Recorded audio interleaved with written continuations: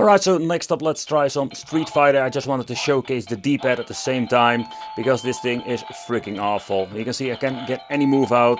It's also not a personal handicap what I'm having sometimes. The analog stick is absolutely one of the things that makes it up. What I just love about this device is that if I'm going to play fighting games, I need to use the shoulder buttons and it works just fine.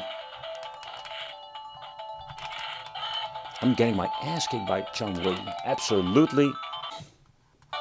So another thing I also noticed, I don't know if it's the speaker or the emulation, is that the audio is completely messed up, especially when I am just listening to the title screen. And that's also a reason why I do play these games a lot on different devices. The music is off of this, I can just hear it. But the overall emulation is working just nicely.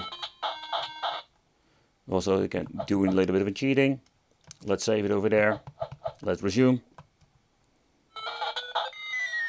And let's go back to the loading screen. And there we go.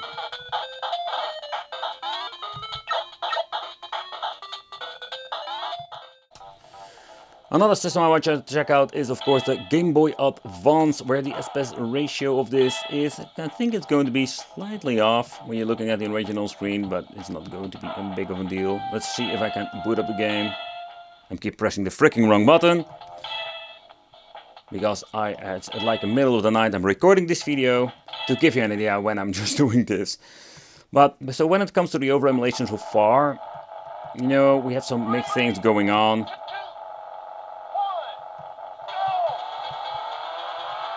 But the audio is completely messed up also with this model, so I'm guessing it still runs the same exactly software. It's kind of funny if you think about this. This particular game looks kind of cool, but it exactly works the same way that Super Mario Kart works. If you're getting into the Neo Geo part, it will load up a little bit longer than your typical file.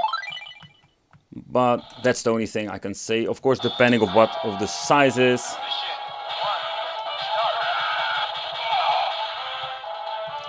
So far I can hear this seems to be running just fine.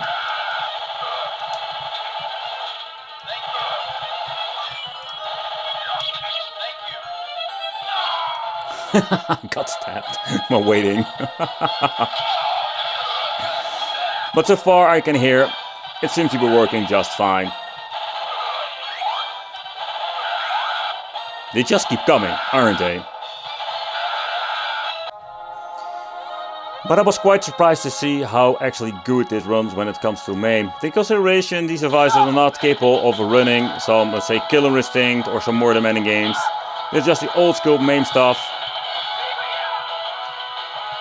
It's kind of weird that my X button seems to be my action.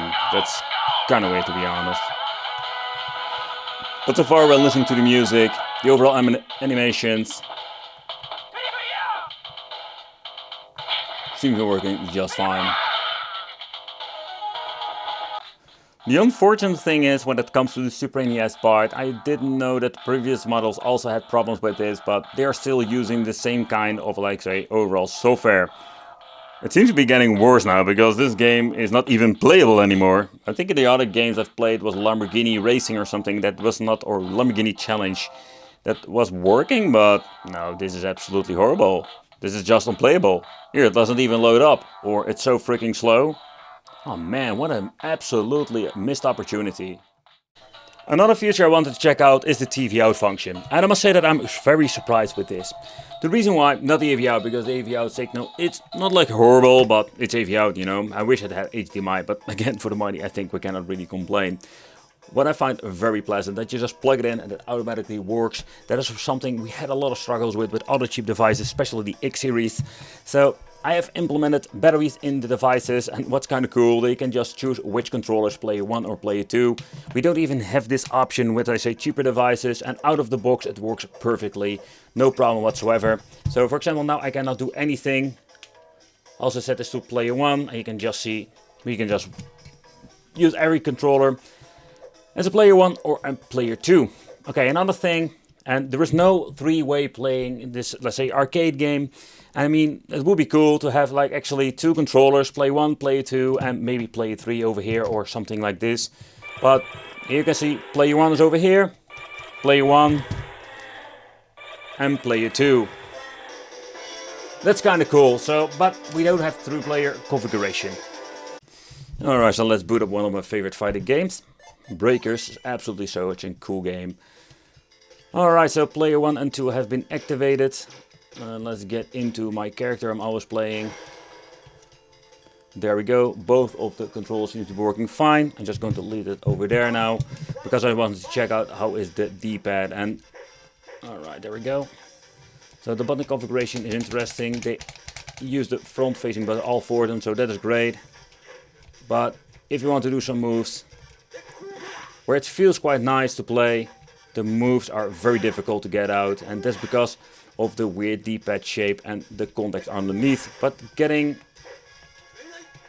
I'm just trying to get something going on, but I'm getting used to it. I can actually do some moves, but this is not the way how I want to play. Come on, do a super.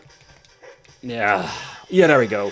So this is better than actually the system itself. Oh, and if you wonder, yep, I can just grab the system and play. So there's another way to go. That's kind of cool. It would be even more cooler if you have like a player 3 option, but maybe that's a little bit of a too niche for a system like this.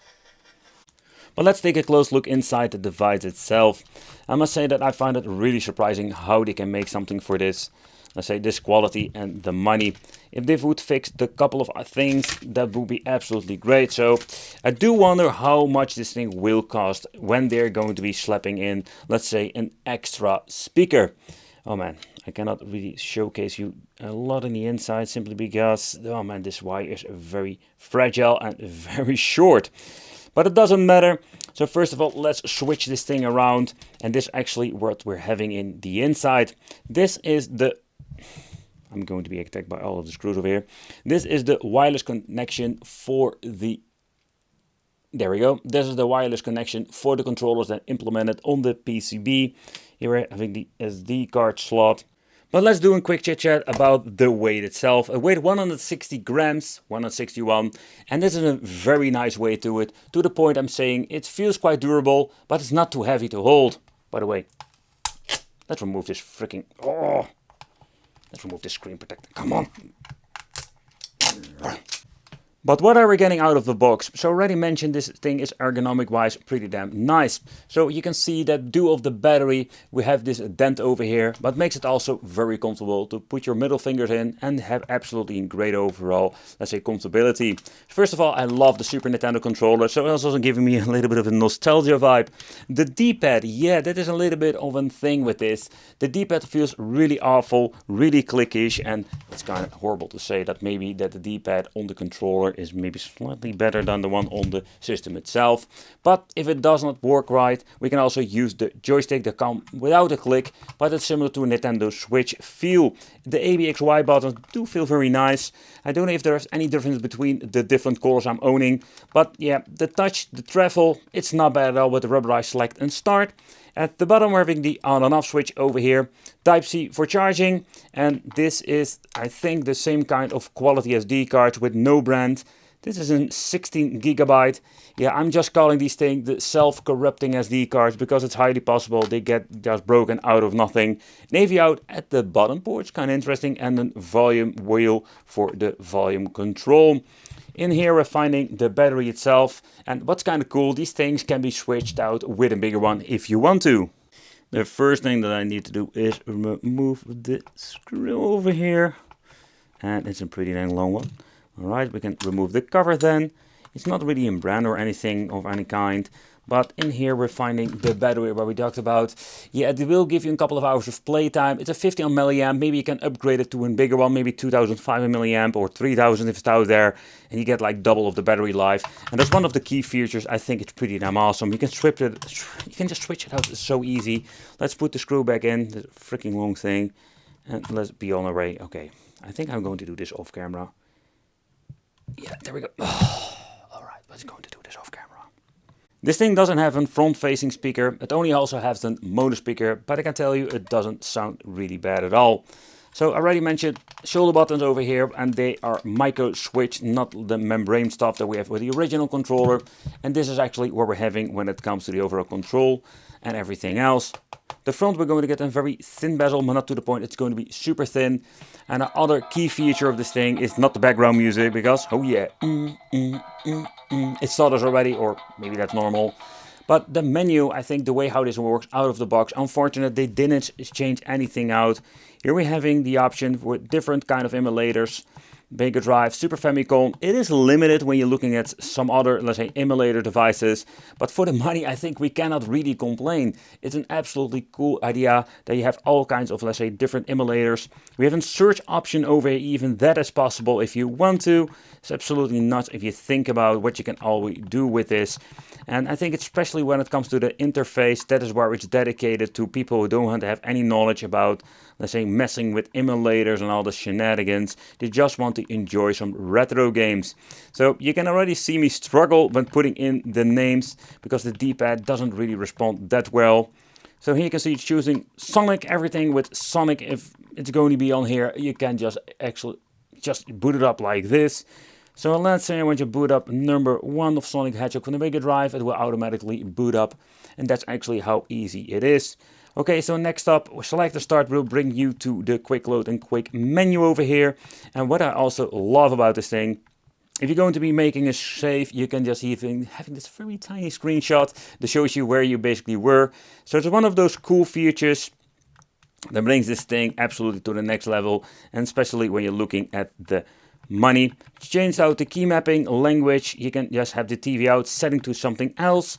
You can just go into the ROM list, make favorites, and history can be watched over here. So if you want to see, well, hey, what game did I play before? You can all see it from here. But it's absolutely nuts, to be honest. So if you want to get into gaming, here we're having like a quick menu. I don't know, so far I know you cannot really change it out whatsoever. But if you're going to press start now, it will give you the list itself, and it works with every single system. So let's say you have Mega Drive.